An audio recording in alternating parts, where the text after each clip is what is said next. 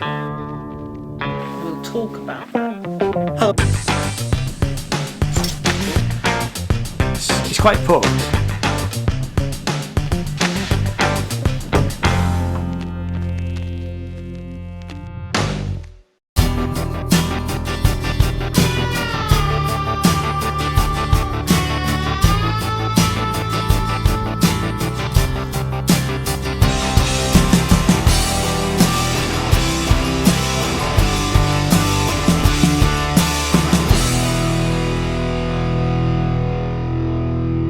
Hello and welcome to this series of videos, and this is a series of videos about how to set up a U-bass or a ukulele bass. And if you have a look at what we've got here, you'll see that this ukulele bass has had its strings cut, which it arrived like that, which seems really quite a bizarre thing to have happened. But anyway, so the sort of tools that we're going to need to do this job, and we're going to go through a full setup, but I'll chop it up into little bits so that you can watch the bit that you want, really.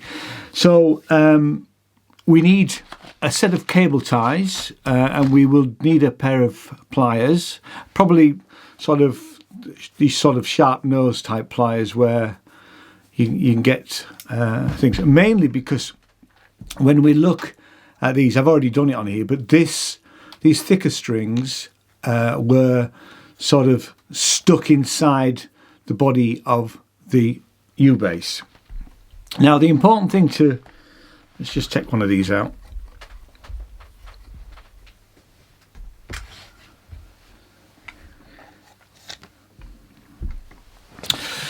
Now the way that these ukulele bass strings work is that they are a rubber compound.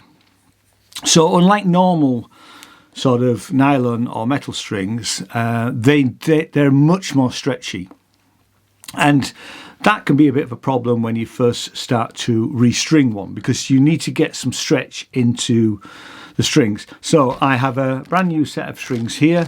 Now these strings, I'll link to them down below, but you can pay a lot of money for strings. You can pay up to about £50–60 for a set of strings, which seems a bit ridiculous. These were, I think, £15 via Amazon, came from China. They just literally came in a jiffy bag, no instructions, nothing. And consequently, the fact that they have this cable tie, that's why we need a set of cable ties. Cable ties, I mean, there's, I don't know how many, 78 cable ties there for £1.30, so they're not going to break the bank. And we do need to stretch these. But before we do that, the first thing I want to do is I want to take all of the strings off, and then I'm going to lemon oil the fretboard. Now, when we come to use lemon oil, and I've got some Dunlop 65 here, the ultimate lemon oil.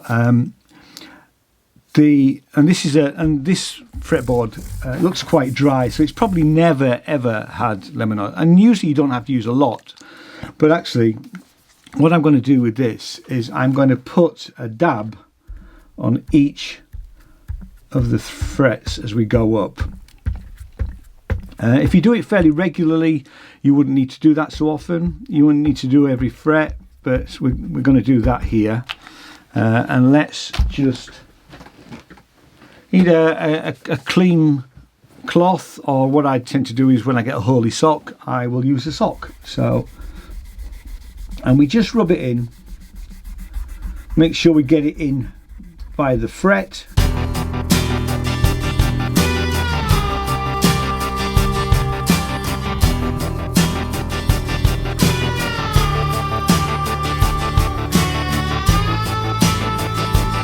I think we just need a little bit more at these frets up the top here.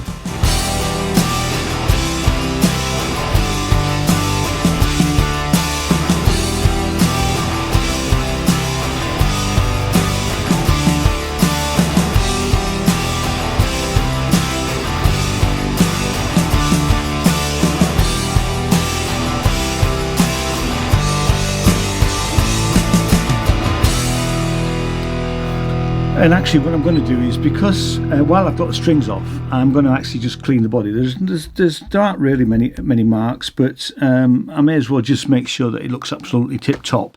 And I'm going to do that with another different cloth and a little bit of guitar polish and cleaner, and you spray it on a cloth like so, and then just give it a once over.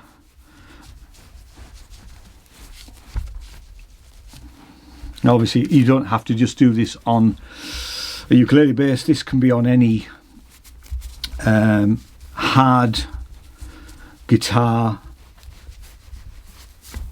solid, not hard, solid body guitar or bass, that type of thing. And while we're at it, we'll just do the other side too. So turn it over.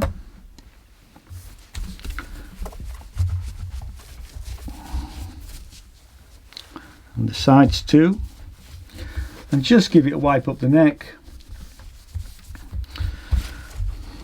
But as this is new,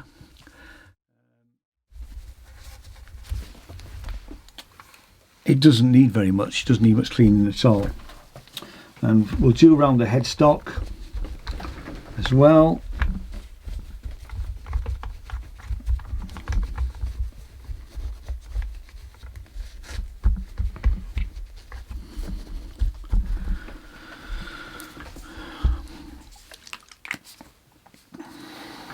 And that's that bit done. Now you'll notice that the nut is missing.